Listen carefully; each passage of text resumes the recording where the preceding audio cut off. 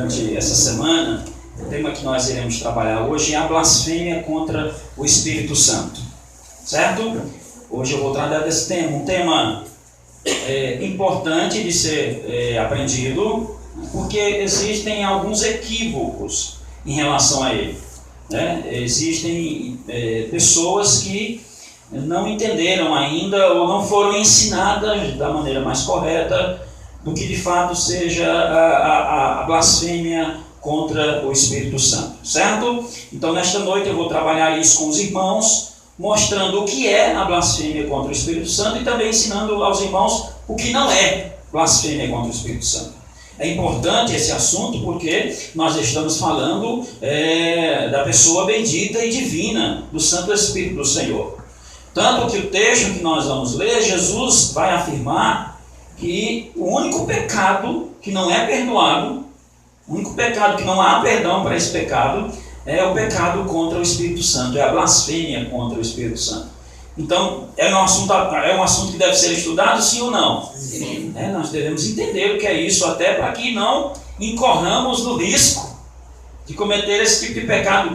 Aí surge outra pergunta: será que é possível um cristão cometer esse tipo de pecado?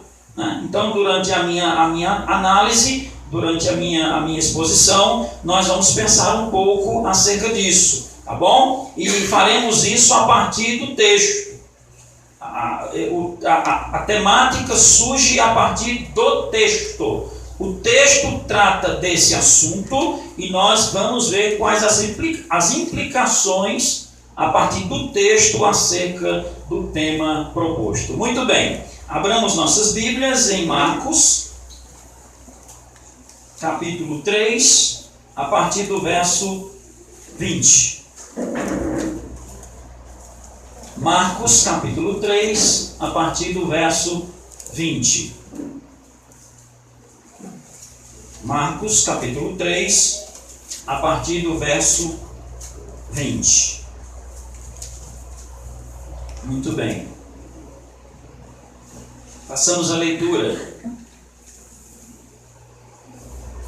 E foram para uma casa, e afluiu outra vez a multidão, de tal maneira que nem sequer podiam comer pão. E quando os seus parentes ouviram isso, saíram para o prender, porque diziam: está fora de si. Os escribas que tinham descido de Jerusalém diziam: tem o quê? Beelzebul. E pelo príncipe dos demônios, ele faz o quê? Expulsa demônios. Os irmãos, aqui o texto está falando acerca de Jesus. O primeiro texto diz que os seus parentes fazem uma acusação muito séria contra ele, né? Dizendo: não, ele está fora de si. Os próprios parentes não estavam entendendo ali as características do ministério do Messias, as manifestações da presença do Messias. Seus parentes não estavam entendendo isto, e agora os fariseus afirmam que Jesus estava expulsando os demônios porque ele era um demônio. Sério isso aqui, né, gente? Os fariseus dizem: não, ele está fazendo isso porque ele faz isso por Beelzebul, pelo principal dos demônios. Veja que coisa séria que está acontecendo. E chamando-os a si, disse-lhes por parábolas. Jesus falando, né? Veja o que ele disse: como pode Satanás expulsar Satanás? Se um reino se dividir contra si mesmo, tal reino não pode subsistir.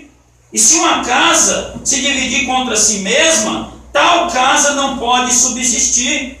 Se Satanás se levanta contra si mesmo e for dividido, não pode subsistir, antes tem fim. Ninguém pode roubar os bens do valente, entrando em sua casa, sem primeiro fazer o quê? Amarrar o valente. Então roubará a sua casa. Na verdade vos digo que todos os pecados serão perdoados aos filhos dos homens, e toda sorte de blasfêmias com que blasfemarem. Qualquer, porém, que blasfemar contra o Espírito Santo nunca obterá o quê? Perdão. Mas será réu do eterno juízo. Repito o versículo. Qualquer, porém, que blasfemar contra o Espírito Santo nunca obterá perdão, mas será réu de eterno juízo. Sério isso aqui, né, gente? Nós, na nossa mensagem, nós pregamos que Deus está pronto a perdoar todo e qualquer tipo de pecado, desde que haja arrependimento, desde que o Espírito Santo toque no coração do pecador, mostre a ele a sua situação de condenação, desde que haja novo nascimento, arrependimento, Deus produza na fé no coração dessa pessoa, traga essa pessoa para o Cristo. A Bíblia afirma que Deus pode perdoar todo e qualquer tipo de pecado. Mas nesta noite nós estamos diante de um pecado que Cristo disse que para este pecado não há perdão. Não há perdão. E ele dá o nome para esse pecado. Ele diz que o pecado que não tem perdão é o quê? Blasfêmia contra o Espírito Santo. Então nós precisamos pensar, né, acerca desse tema nessa noite. O que seria esse pecado? O que seria esse pecado? Será que eu e você não incorremos nesse risco? Se não incorremos, quais são as aplicações práticas que nós podemos tirar desse texto? Esta é a minha intenção nesta noite a partir desse texto. A palavra blasfemar significa injuriar, vituperar, difamar, falar mal. Então quando diz assim, blasfêmia contra o Espírito Santo, é alguém que está falando mal de quem? Do Espírito Santo. É alguém que está caluniando, é alguém que está vituperando, é alguém que está difamando o Espírito Santo.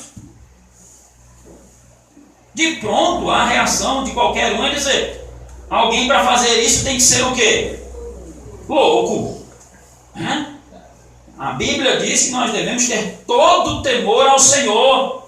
Todo o temor, toda a reverência, toda a adoração, todo o respeito, tanto a Deus Pai, ao Deus Filho e ao Deus Espírito Santo. Então, alguém que assume essa postura de caluniar o Espírito Santo, de ofender o Espírito Santo, de falar mal do Espírito Santo, né, já denota alguém que não está gozando de uma atitude mental sadia. Mas prossigamos. A blasfêmia contra Deus no Antigo Testamento era tratada como um pecado imperdoável. Aqueles que assim o fizessem eram condenados à morte. Isso está lá em Levítico capítulo 24, a partir do verso 10. Ofender o nome de Deus, blasfemar contra Deus, era prescrito na lei que a pessoa que assim o fizesse era passivo de pena de morte. Então, a Bíblia já fala acerca disso. Deus não pode ser blasfemado. E isso é levado tão a sério que havia uma condenação prescrita para isso, né? No Antigo Testamento nós vemos também que haviam sacrifícios, inclusive, para pecados cometidos por ignorância. Qualquer pecado cometido por ignorância, havia um sacrifício que poderia produzir perdão para aquele tipo de pecado. Mas fica muito claro, eu quero que os irmãos entendam isso, que este pecado aqui, especificamente que está sendo tratado nessa noite, está falando de um pecado onde aquele que o comete tem pleno conhecimento de que aquilo que ele está fazendo é errado. Pensem comigo, viu? Aquela pessoa que comete, ou especificamente no texto que nós estamos trabalhando nesta noite, a pessoa que comete o pecado contra o Espírito Santo, ele entende o que está acontecendo. A sua ação de difamação, a sua ação de blasfêmia, ela é racional. Ela sabe que está errada, ela entende que não pode fazer aquilo, mas mais fácil. Né? É importante nós entendermos isso.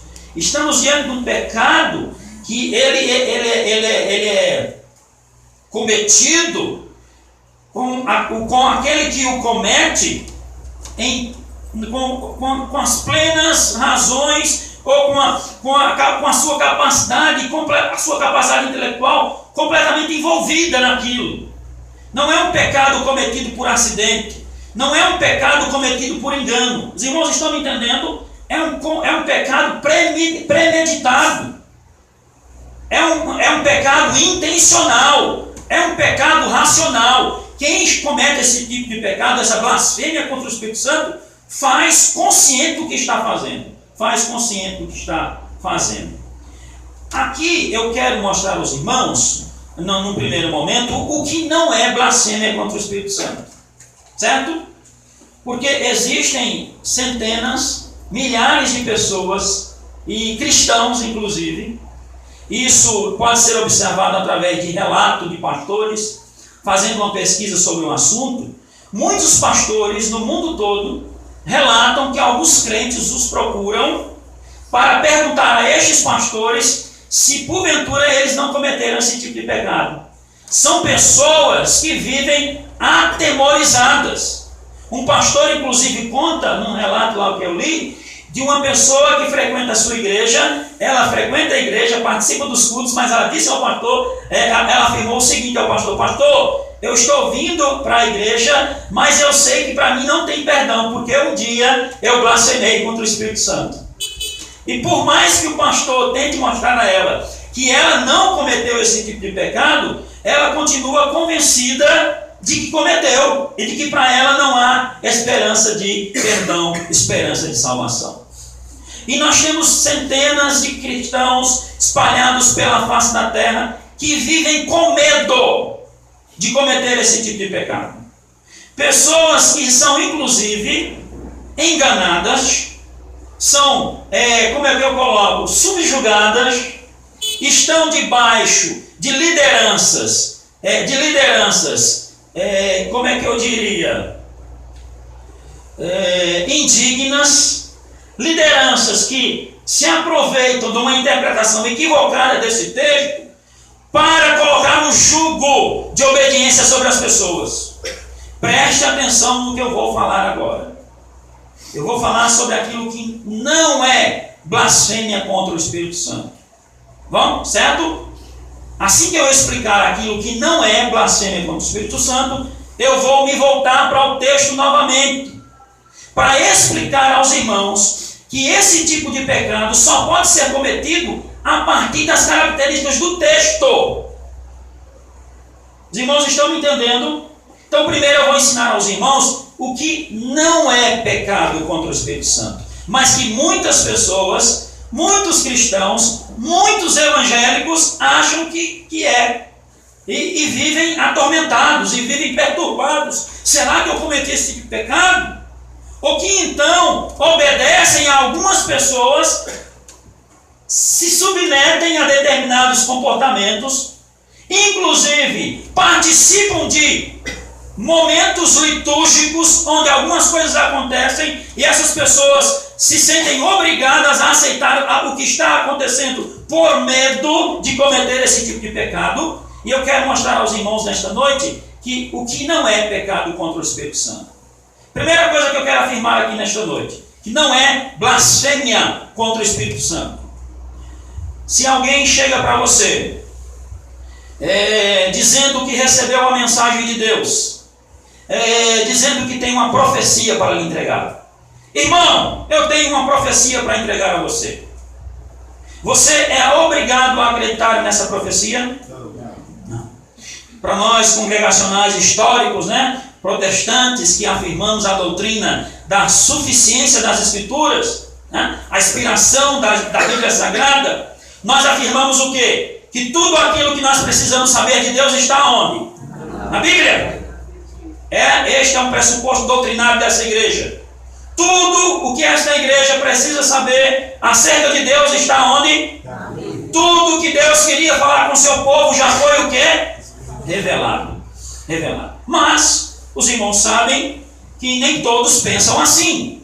Há irmãos que acreditam que Deus ainda se revela diretamente. Deus manda um recado para alguém. Então, há pessoas que dizem que ouvem Deus dizer alguma coisa para ela, para que essa pessoa diga, dê esse recado para outra pessoa. Certo?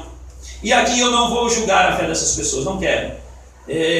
Deus trate com essas pessoas se elas assim creem. Eu reafirmo, tudo aquilo que eu preciso saber acerca do meu Deus está aqui. A Bíblia para mim é suficiente, certo? Mas há pessoas que creem assim. Mas o que espanta é que aqueles que têm como base de caminhada cristã esse tipo de crença, eles afirmam o seguinte, que quando eles irão entregar, proferir, verbalizar esse tipo de profecia, aquele que está recebendo ou aquele que está ouvindo é obrigado a acreditar, porque se ele não acreditar, ele corre o risco de estar cometendo uma blasfêmia contra quem? E isto não é verdade. Eu quero falar de maneira muito clara para a igreja, de maneira muito objetiva, de maneira muito sincera. Isto nada tem a ver com o pecado comentado no texto. Eu não sou obrigado a acreditar em nada do que me dizem fora das Sagradas Escrituras. Nada. Pastor, o senhor está excluindo a possibilidade de que Deus use alguém para falar com alguém? A minha temática nesta noite não é esta. Não é esta. Eu estou tratando da blasfêmia contra o Espírito Santo. Alguém chegar para você e dizer, olha fulano, Deus não mandou dizer alguma coisa. Eu estou dizendo a você que você não é obrigado a crer nisso. Não é obrigado. E se você porventura resolver crer, aí é uma questão sua. Mas também se você não crer, questionar, na hora inclusive perguntar assim, Deus, é verdade isso que essa pessoa está me dizendo? Eu quero afirmar a você que você não vai estar cometendo nenhum tipo de pecado. Certo? Também não é blasfêmia contra o Espírito Santo. Preste atenção. Olhe para mim. Você está no ambiente ou você contemplar, por exemplo, algum tipo de manifestação. Pessoas que no ambiente de culto começam a falar em uma língua que ninguém entende. Uma língua estranha. Há aqueles que dizem que você é obrigado a acreditar nisso que está acontecendo. Mesmo que você não entenda, mesmo que aquela língua não tenha nenhum significado, mesmo que aquela manifestação não traga nenhum tipo de manifestação, nenhum tipo de edificação, você não entende o que está acontecendo, mas você é obrigado a dizer amém. É verdade ou não é assim? E eu quero dizer à igreja nesta noite que isto não é assim.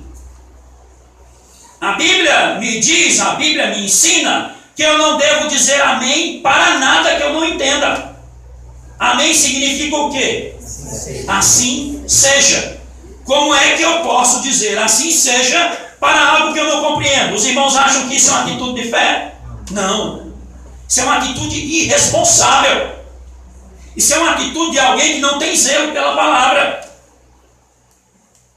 Não estou aqui eu julgando a experiência da pessoa que a tem. Não estou julgando. Volto a dizer, cada um prestará conta diante de Deus.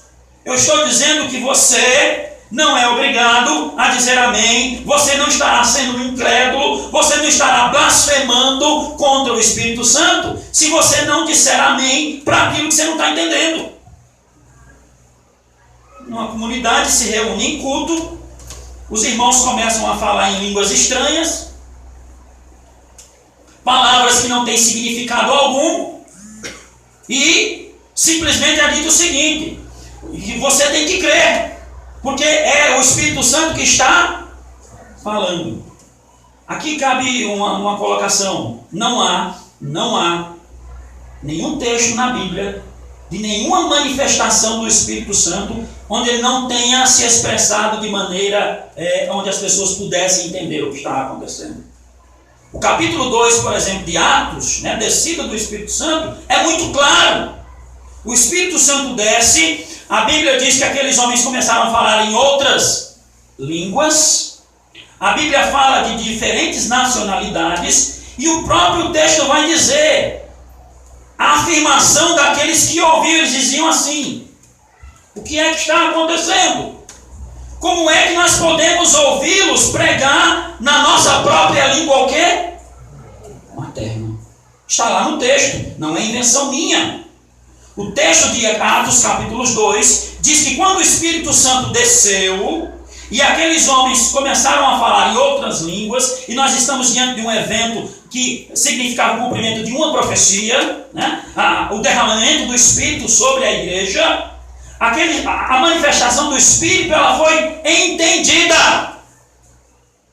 Entendida. Tanto que as pessoas diziam assim: como é que nós podemos ouvir falar das grandezas de Deus em nossas próprias línguas? Tanto que aquelas pessoas entenderam que o texto vai dizer que quando Pedro terminou a pregação, quantas mil pessoas se converteram?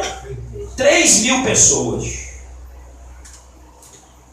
Ao ouvir aquilo que estava acontecendo, ao ouvir a pregação de Pedro, aquelas pessoas perguntaram: o que é que nós devemos fazer? Aí Pedro diz: arrependei-vos e crede. Então, quando o Espírito Santo se manifesta na igreja, ele manifesta com o objetivo de edificar a nossa fé. Então, jamais ele vai se manifestar produzindo um clima de mistério, um clima de que ninguém entende nada do que está acontecendo. O que é que está acontecendo aí, irmão? Não sei, é mistério. Mas você não entende o que está acontecendo? Não. E tem que fazer o quê? Tem que dizer amém. Ué? Como é que eu vou dizer amém para algo que eu não entendo? Como é que eu vou dizer amém para uma língua que eu não estou entendendo? Como, irmãos? Então eu quero afirmar aos irmãos, olha para mim, que não crer nesse tipo de manifestação também não é uma blasfêmia contra o Espírito Santo. Não vou ao outro extremo de classificar essas manifestações sempre como obra do inimigo. Não vou a esse extremo. Acho muito complicado partir para esse extremo, certo? Comunidades que têm um agir de Deus diferente no seu meio, eu não posso simplesmente, a partir da minha teologia, a partir da minha denominação, rotulá-las. Como se todas as manifestações fossem fossem fruto de uma ação maligna. Porque eu fico preocupado, porque foi esse erro aqui que os fariseus cometeram. De classificar de maneira, de rotular logo como obra do inimigo. Então eu não o faço, eu apenas vou no limite. E qual é o meu limite? De dizer que eu não sou obrigado a crer. Eu tenho que dizer amém para aquilo que eu entendo. Terceira coisa que não é blasfêmia contra o Espírito Santo. Olha para mim. Olha para mim. Não é blasfêmia contra o Espírito Santo você discordar de mim. Não é.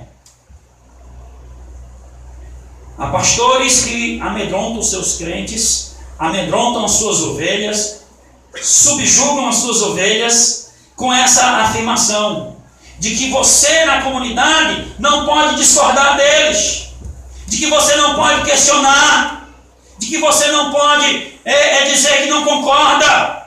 Eu quero dizer a vocês nessa noite que isto também não é blasfêmia contra o Espírito Santo. A comunidade cristã, ela não é composta de pessoas que têm imunidade, uma imunidade espiritual. Imunidade essa que as protege de qualquer questionamento, de qualquer discordância. Não! Os irmãos, olha para mim, não são obrigados a me obedecer integralmente, não são. A obediência que os irmãos devem prestar é a quem? A palavra. A obediência dos irmãos, os irmãos irão concordar comigo quando aquilo que eu disser estiver baseado aonde? Na Bíblia. Se eu trouxer qualquer novidade aqui para essa igreja, se eu começar a querer exigir de vocês coisas que não estão na Bíblia, vocês não são obrigados a me obedecer. Mas há pastores que se utilizam disso. Quando o crente simplesmente diz que não concorda com eles. Aí sabe o que esses homens fazem? Cuidado, meu irmão! Você está se levantando contra o que do Senhor? O ungido. Outra coisa, não existe este negócio de pastor ser tratado como ungido do Senhor. O termo ungido é um termo que só deve ser atrelado a Jesus. Jesus é o ungido de Deus. O termo ungido é um termo messiânico. Há uma interpretação equivocada daquele episódio com o rei Saul, quando Davi teve a oportunidade de tirar a vida do rei Saul, mas ele disse que não tocaria no ungido. Mas nós estamos falando ali de um rei. Davi não queria tirar a vida de um rei, somente isso. E aquilo foi um fato histórico de Davi com Saul. Nada tem a ver com o ministério pastoral. Os pastores, olhem para mim, os pastores são tão ungidos como qualquer outro crente. Não há nenhuma unção especial sobre os pastores. Não há nenhum poder sobre mim que também não repouse sobre vocês. A Bíblia diz que o Espírito Santo habita na sua igreja. A Bíblia diz que o Espírito Santo habita nos crentes. Mas os pastores, os líderes religiosos, para se colocarem acima do povo, para enganarem os seus fiéis e se protegerem de qualquer tipo de questionamento, criaram essa história de que são ungidos. E qualquer crente, Marcos, que se levanta para fazer assim, olha, eu não concordo, aí eles dizem logo, não, cuidado, meu irmão, você está se levantando contra o ungido, e no ungido não se toca. Olha, se você se levantar contra o ungido, você pode estar blasfemando contra quem? Contra o Espírito. E eu quero dizer nesta noite, vocês como igreja, vocês têm total liberdade de questionar a qualquer pastor, de discordar de qualquer pastor, e vocês não devem tratar nenhum pastor como se eles estivessem acima de vocês, porque não estão. Nós pastores somos servos, fazemos parte da comunidade, temos direitos e deveres diferentes de vocês, somente isto. Mas na igreja só há um cabeça. Quem é o cabeça da igreja? Debaixo da cabeça todos são membros. E Paulo vai dizer que não há membros, uns mais importantes do que os outros. Todos têm a sua vocação, todos têm a sua importância, todos foram dispostos no corpo, de acordo com a vontade e a ação do Santo Espírito do Senhor. Então, discordar de pastor não é blasfêmia contra o Espírito Santo. Também não é blasfêmia contra o Espírito Santo discordar de alguma doutrina equivocada que a nossa denominação ensina. Não é. Nós só nos dobramos diante do quê? Da palavra. Então veja, não é blasfêmia contra o Espírito Santo não acreditar em toda a profecia, não é blasfêmia contra o Espírito Santo não acreditar em todas as manifestações que aparecem. Não é isso que é blasfêmia contra o Espírito Santo. Não é blasfêmia contra o Espírito Santo discordar de alguém que está ensinando algo errado. Não é. Se um pastor, inclusive, o primeirão da fila, se eu ensinar algo a vocês que não está de acordo com a palavra, vocês devem dizer amém? Não. Repreendam. Discordem.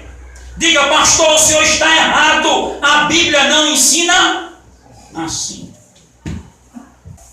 Então, os irmãos já viram. Claro que eu poderia aqui destacar várias outras coisas que não são blasfêmia contra o Espírito Santo, mas para não ficar cansativo e eu ir para a segunda parte, então nós ficamos por aqui.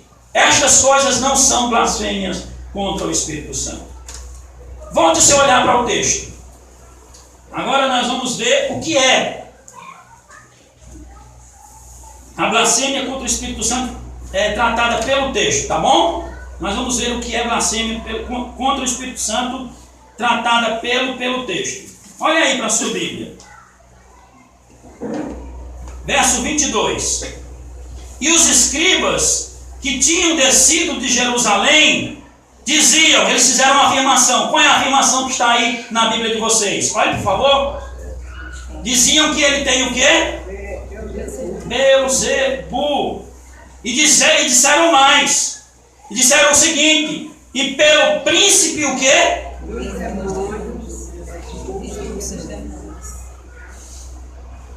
Veja o que esses homens fizeram. Eles presenciaram alguns milagres do Cristo, e dentre esses milagres, Jesus expulsou o quê? Demônios. E ao invés de entenderem que aquele que estava fazendo era alguém diferente, ao invés de eles reconhecerem que aquele sinal de expulsar demônios eram sinais que credenciavam Jesus como o Messias, eles racionalmente, eles intencionalmente dizem que Jesus fazia isso pelo poder de quem? De Beelzebu. Olha para mim. Esses homens viram um agir claro, um milagre na sua frente, né? Eles, inclusive, acabam aqui externando que a prática do exorcismo acontecia, né, dentro do seu sistema religioso, porque eles não questionam o exorcismo. Eles não questionam isso. Né? Eles questionam pelo poder de quem Jesus fazia. E eles afirmam que Jesus fazia isso pelo poder do demônio. Que Jesus fazia isso porque era o principal deles. Então veja, nós precisamos entender algumas coisas aqui. Algumas coisas. Por que esses homens cometeram um pecado imperdoável? Por que esses homens cometeram um pecado imperdoável? Vamos lá. Por que eles cometeram? Deixa eu deixar aqui direitinho. Muito bem. Por que esses homens cometeram um pecado imperdoável? Quando nós lemos o texto, nós percebemos uma rejeição deliberada e consciente da atividade de Deus pelo Espírito Santo e a atribuição desta atividade ao diabo. Vou repetir, preste atenção. Nós vemos uma ação deliberada e consciente de rejeição à atividade de Deus pelo Espírito Santo e a atribuição desta atividade ao diabo. Então, são homens que entendem que algo está acontecendo ali, algo divino.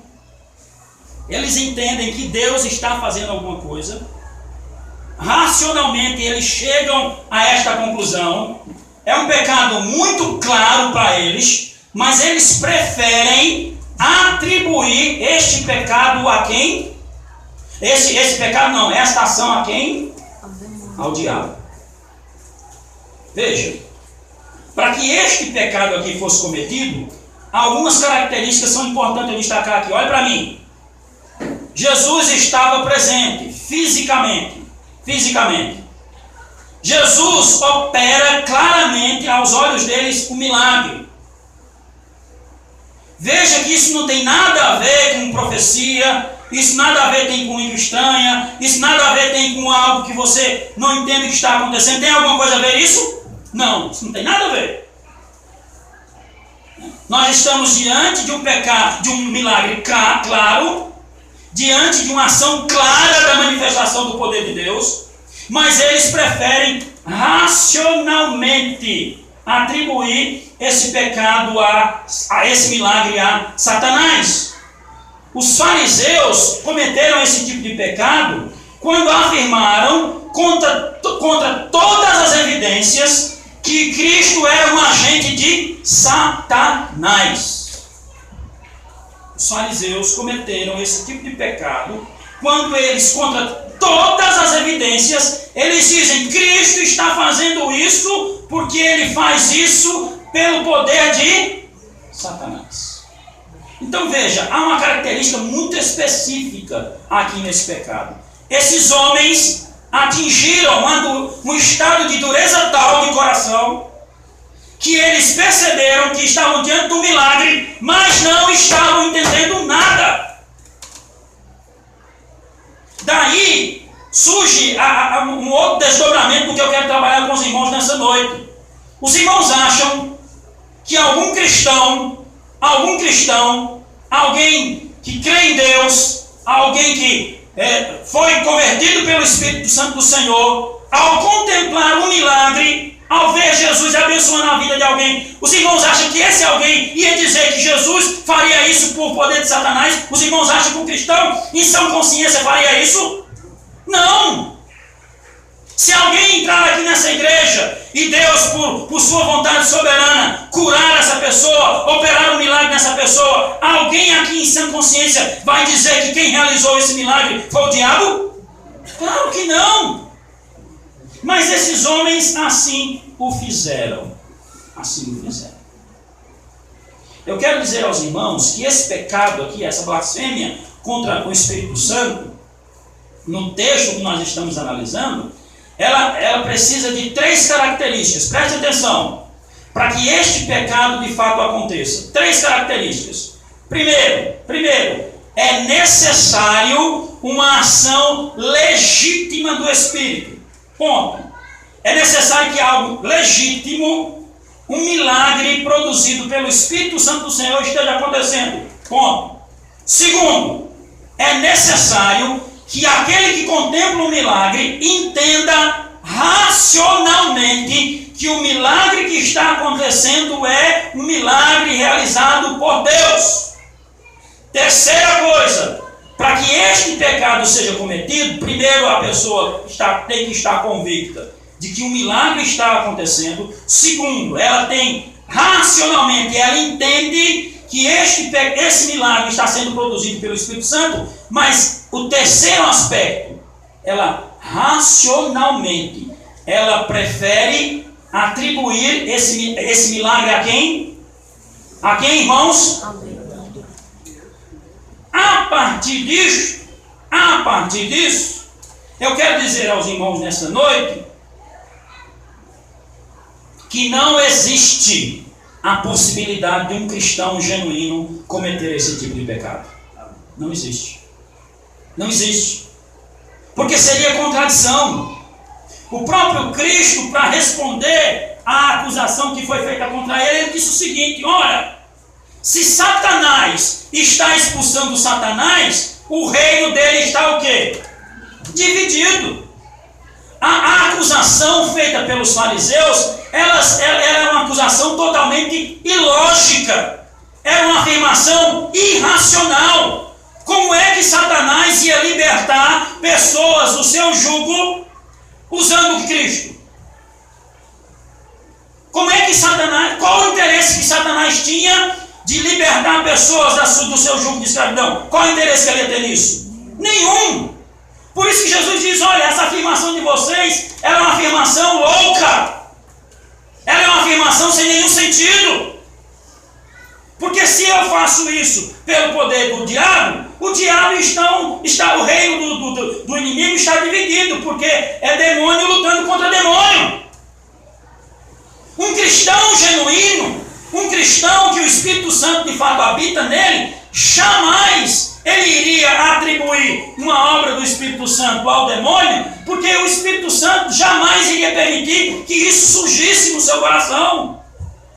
A primeira coisa que aconteceria, irmãos, ou a primeira coisa que acontece quando Deus está operando de fato alguma coisa no meio da comunidade, quando está de fato acontecendo um agir de Deus sobre a comunidade, se o Espírito Santo produzir no coração daquela comunidade o convencimento de que aquilo que está acontecendo é obra de quem? Do Espírito, irmãos.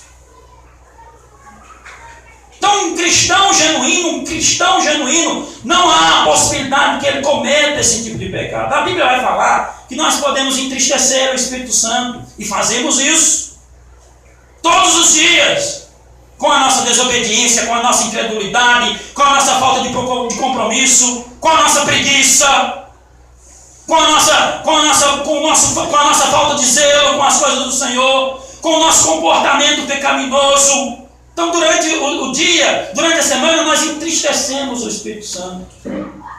Mas não, o cristão genuíno jamais vai cometer esse tipo de pecado. Um exemplo muito forte disso, Davi, quando cometeu aquele pecado de adultério com Betseba, né, que Davi ali, né, quebrou todos os mandamentos. Davi ali quebrou todos os mandamentos. Mas a Bíblia diz que não afirma que Davi perdeu a salvação. Houve perdão para Davi. Davi ali, ele entristeceu o Espírito Santo, mas ele não blasfemou contra o Espírito Santo. Nós podemos, no estado de pecado, com alguns erros que nós cometemos, até entristecer o Espírito Santo. Mas blasfemar contra o Espírito Santo, um cristão genuíno jamais fará tal coisa.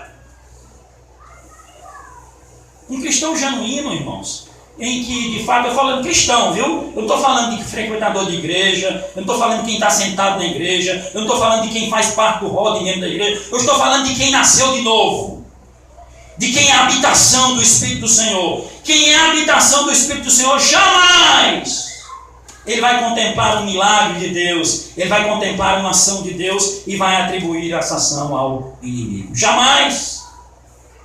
Jesus, na sua argumentação, ele diz: olha, não podemos entrar na casa do valente sem antes amarrá-lo. Aí outra explicação aqui, outra coisa que os crentes inventaram. Uma frase muito usada pelos crentes, né? Que eles gostam muito, mas não funciona para nada. Misticismo e superstição pura. Os crentes adoram dizer: está o quê? Está amarrado. Está amarrado o quê, irmão? O que é que o senhor está amarrando com essa corda? Os crentes evangélicos brasileiros vivem amarrando o diabo. Deveriam amarrar outras coisas, mas vivem amarrando. Está amarrado, está amarrado, está repreendido, está amarrado. E o fazem a partir do entendimento equivocado desse texto. Jesus não está mandando crente nenhum amarrar nada aqui. Jesus está dizendo que ele, pelo poder do Espírito Santo, o diabo não pode impedir o crescimento do reino de Deus. Lembra o que eu preguei semana passada? O nosso rei, ele vai fazendo o quê? Vai invadindo o território inimigo. O rei do exército inimigo pode fazer o quê? Nada. Jesus, quando venceu o diabo na tentação, ele derrotou-o. Jesus, na cruz, na sua morte, na sua ressurreição, ele conquistou a vitória da igreja. É isso que Jesus está dizendo, que a presença do seu reino é uma clara evidência de que o reino do inimigo está sendo dividido, está sendo assaltado, está sendo invadido. Os que pertenciam ao inimigo estão sendo... Evangelho é isto. Evangelho é isto. É Jesus invadindo o exército inimigo e tirando os seus. E graças a Deus que Ele fez isso comigo e com você. A Bíblia diz que estávamos mortos, nossos delitos e pecados, éramos por natureza filhos da ira como os demais, vivíamos lá escravizados pelo pecado, mas Deus, sendo rico em graça e misericórdia, nos salvou, nos arrancou de lá. O diabo queria que isso acontecesse? Ele ficou satisfeito com isso? Mas ele podia fazer o quê? Nada. É isso que Jesus está dizendo. Jesus está dizendo: olha, vocês não entendem. Pessoas estão sendo abençoadas, curas estão sendo realizadas, o reino está abençoando as pessoas, e vocês vêm dizer que isso é obra do inimigo? Loucos!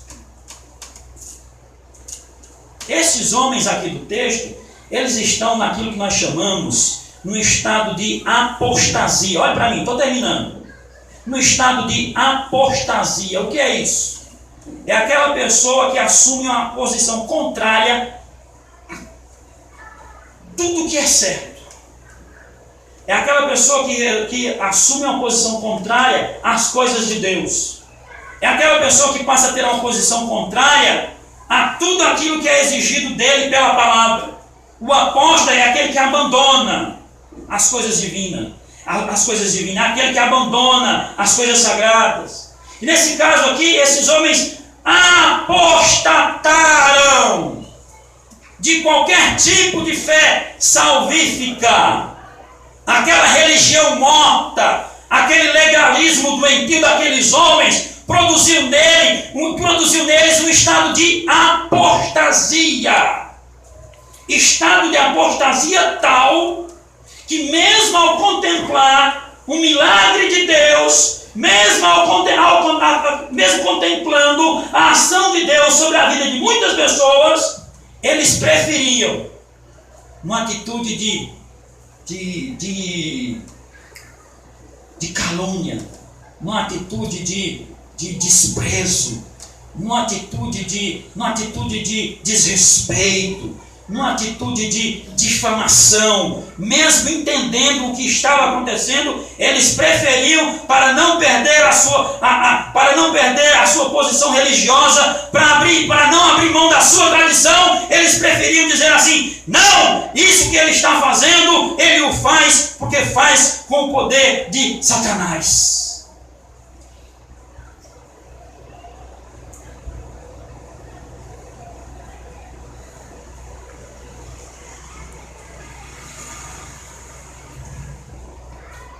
A blasfêmia contra o Espírito Santo, irmãos, é um pecado imperdoável. Todo pecado será perdoado. Porém, as consequências dessa blasfêmia são trágicas. Preste atenção, estou chegando no final, viu? Qual é a consequência da postura desses homens? Por que Jesus disse aqui no texto que nós lemos: olha, todo pecado será perdoado, só não a blasfêmia contra o Espírito Santo? Por quê? Por quê? Porque é impossível que haja qualquer ação regeneradora no coração desses homens. Homens que agem assim foram abandonados pelo Espírito Santo. O Espírito Santo os abandonou. Nós sabemos que nós só podemos vir a Cristo se Ele nos trouxer. Nós só podemos nos arrepender dos nossos pecados se Ele produzir isso em nós. Nós só podemos entender as coisas de Deus se Deus fizer o que conosco? Abrir o nosso entendimento. Por que esse pecado aqui é imperdoável? Porque esses homens foram abandonados. Eles atingiram um estágio de apostasia tal que para eles não havia mais esperança. Por quê? Porque eles não seriam mais alvos da ação regeneradora e reveladora do Espírito Santo do Senhor. Vou para o final. Algo que deve alegrar o nosso coração. Eles disseram, por que eles não podiam ser perdoados? Porque diziam que Jesus é ministro de Satanás. Porque eles diziam que a força de Jesus não é o Espírito Santo, mas do diabo. Porque eles deliberadamente resolveram não se arrepender da sua postura. Mas nós podemos cometer tal tipo de pecado? Não. Claro que não. Louvemos ao Senhor, porque isto é impossível. O Espírito Santo que habita nessa igreja, o Espírito Santo que habita em mim, o Espírito Santo que habita em você, e louvado seja o Senhor por isso, jamais permitirá que tenhamos tal postura diante das coisas de Deus. O pecado imperdoável é uma apostasia total. Nós estamos guardados pela doutrina da graça. A doutrina da graça jamais, a ação graciosa do Santo Espírito do Senhor jamais irá permitir que nós cometamos tal tipo de pecado. Sabe o que é que vai acontecer com essa igreja? Todas as vezes que o Espírito Santo agir no meio dela, sabe o que é que vai acontecer com ele, conosco? Sabe o que é que vai acontecer? Deus vai ser glorificado. Nós vamos reconhecer essa ação. Nós vamos dizer aleluia. Nós vamos dizer louvado seja o Senhor. Nós vamos dizer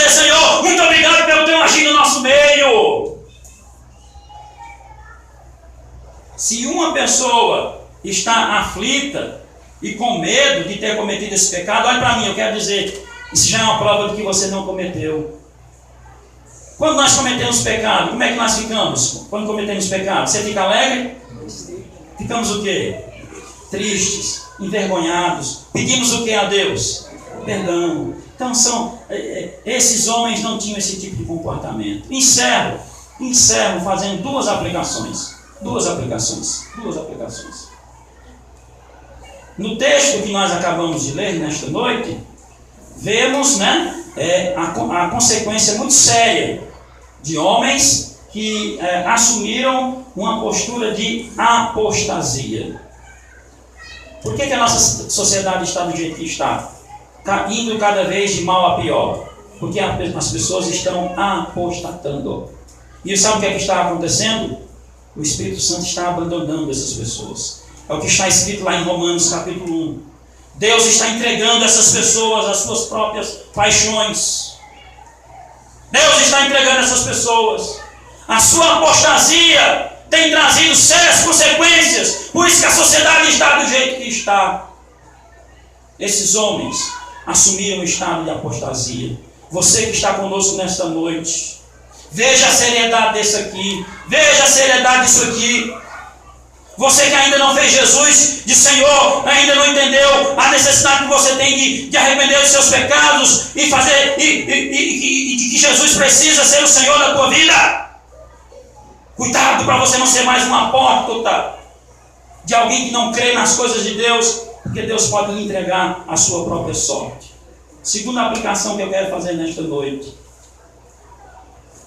que a impossibilidade de cometermos esse pecado não produz em nós, igreja, uma atitude de irreverência. Já que eu não posso cometer esse tipo de pecado, já que eu não posso perder a minha salvação, então eu vou viver de todo ao dedo. Se você assim fizer, é porque o Espírito Santo não habita em você. Mesmo sabendo que você não pode cometer esse tipo de pecado, se você tem o Espírito do Senhor morando de fato em você, Ele vai produzir em você prazer nas coisas de Deus, prazer em obedecer a palavra do Senhor. E quando você pecar, Ele vai produzir em você tristeza, Ele vai produzir em você arrependimento. Que o Senhor nos livre de ter no nosso meio alguém que, a exemplo desses homens, assumam uma postura de apostasia. Que Deus nos livre de tal tragédia. E que o Espírito Santo do Senhor continue nos abençoando e nos livrando de ofendermos o nome santo do nosso Deus. Amém, queridos? Amém. Deus abençoe os irmãos.